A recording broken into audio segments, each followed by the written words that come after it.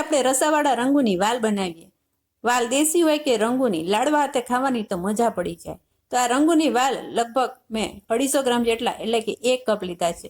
રંગૂની વાલ એટલે તો આવા થોડા ચપટા આવે અને સાઈઝમાં થોડા મોટા આવે. 5 થી 7 કલાક માટે હુંફાળા પાણીમાં પલાળવાના અને પલાળતી વખતે ભેગો જ 5 ચમચીથી પણ અડધો સોડા નાખી દેવાનો. તો 6 કલાક પછી જુઓ વાલ સરસ ખીલી ગયા છે. 2 વાર સરસ રીતે ધોઈ નાખવાના જેથી સોડા બધોય નીકળી જાય. હવે ફરીથી પાછું કુકરમાં આપણે 1.5 ગ્લાસ જેટલું પાણી અને એની અંદર નાખી દેવાનું છે આપણે તેલ. 1 ચમચી જેટલું તેલ, પ્રમાણસર મીઠું, હળદર અડધી ચમચી અને હાથે નાખવાનો છે આપણે મરીનો પાવડર. તો આ બધું ભેગું કરી અને પછી કુકરનું ઢાંકણું બંધ કરી દેવાનું છે. તમે તેલ નાખ્યું અને હળદર નાખી એટલે પાણી ઉભરાશે નહીં અને સરસ 3 વિસલો બોલે એટલે આપણે કુકર બંધ કરી દેવાનું. ઠંડુ પડે પછી જ ખોલવું. આ બાજુ બીજા ઇન્ગ્રીડિયન્ટ્સની ડિટેલ્સ જોઈ લો અને એ બધી જ મેઝરમેન્ટ સાથે ડિસ્ક્રિપ્શન બોક્સમાં આપેલી છે, તે તમે જોઈ શકો છો. 3 વિસલ થઈ ગઈ અને સરસ રીતે તમારા વાલ ચડીને તૈયાર થઈ ગયા છે. સરસ ખીલીને તૈયાર થઈ ગયા. હાલો આપણે હવે એને વઘારી લઈએ. તો વઘારવા માટે મેં સૌથી પહેલાં એક કઢાઈમાં 1 ચમચી જેટલું તેલ લીધું છે. આ તેલ થાય એટલે એની અંદર આપણે સૌથી પહેલાં નાખવાનું છે રાઈ. તો તેલ હમણાં વધારે ના લેશો, આપણે પાછળથી તડકો નાખવામાં વળી પાછું તેલ લેવાનું જ છે. એટલે 1 ચમચી રાઈ અને એની અંદર નાખવાનો છે અજમો. આ અજમો અને પછી નાખવાની છે એમાં લાલ મરચું, તમાલપત્ર, બાદિયું, લવિંગ અને કડી પત્તા.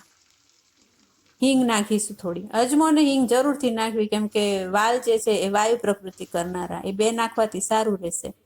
બેસન લગભગ 5 કપ જેટલું નાખી અને આછું ગુલાબી થાય એ રીતે આ રીતે હલાવી લેવું અને પછી એની અંદર નાખી દેવું પાણી, લગભગ 5 કપ જેટલું પાણી નાખવાનું બરાબર હલાવી લેવું જેથી બેસનની બિલકુલ ગુટીઓ ના રહે. અને એની અંદર હવે લીલું મરચું કાપેલું આપણે નાખી દઈશું. આ બધું બરાબર ભેગું કરી લેવું અને હવે એની અંદર ચડેલા વાલ, જે બાફેલા વાલ છે એ પાણી સહિત જ આપણે નાખી દઈશું અને બધું બરાબર હલાવી લઈશું. આ જુઓ સરસ મજાનો કલર તમને દેખાઈ રહ્યો છે. પણ હવે બીજા મસાલા જોઈ લઈએ.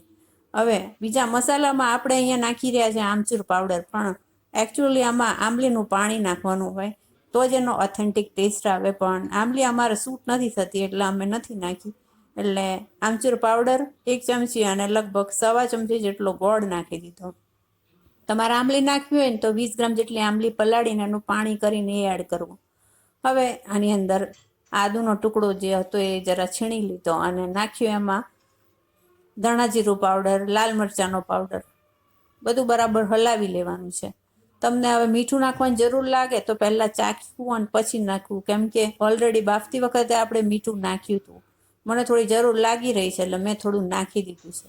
હવે બધું બરાબર હલાવી દેવાનું. જુઓ કેવો સરસ કલર આવ્યો છે એને. હવે આ બધું બરાબર હલાવી અને પછી એને હલાવતા રહેવું 5 થી 7 મિનિટ માટે.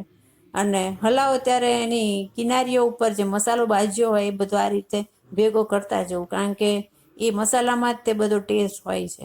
એટલે આ રીતે ભેગું કરતા જવું. ઉકળવા માટે મૂકી દેવું. તમારે ગરમ મસાલો નાખવો હોય તો આ ઘડીએ તમે થોડો નાખી શકો છો. એનાથી એનો ટેસ્ટ અને એનો જે સુગંધ હોય એ સરસ આવે છે. ઓલરેડી સુગંધ તો સરસ આવી જ રહી છે કેમ કે આપણે બાદિયું, તમાલપત્ર બધું વઘારમાં નાખ્યું જ છે. આ બધું બરાબર થઈ ગયું. આ લગભગ તમારા વાલ તૈયાર થઈ ગયા આ કન્સિસ્ટન્સી સાથે.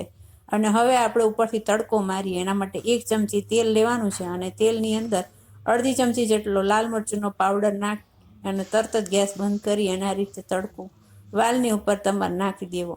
આ સરસ રીતે કલર એનો પકડાઈ ગયો છે અને બહુ જ સરસ પીરસવા માટે તૈયાર છે. પરોઠા, ભાત અને લાડવા સાથે તો મજા પડી જાય. તો જુઓ આ વાલ આપણા, અને હવે સર્વિંગ બાઉલમાં કાઢીને ઉપરથી કોથમીરીથી ગાર્નિશ કરી દઈશું.